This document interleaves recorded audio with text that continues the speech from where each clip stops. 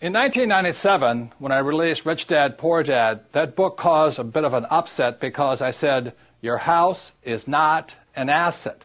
So in today's world, if you want to be rich, you have to know the difference between assets versus liabilities.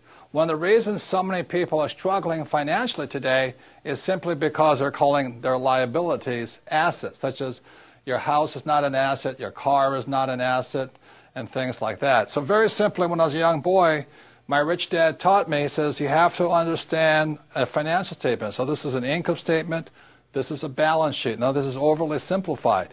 He says what creates something to be an asset is very simply assets, cash flow money into your pocket.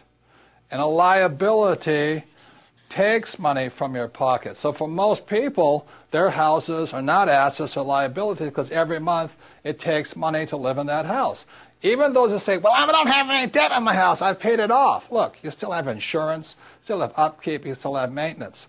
So let me explain this. I'm not saying don't buy a house or don't buy this and all this.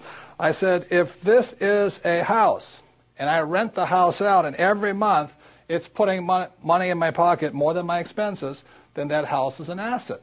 Now that very same house, if it goes unrented or somebody trashes it or whatever they do, that very same house can be a liability.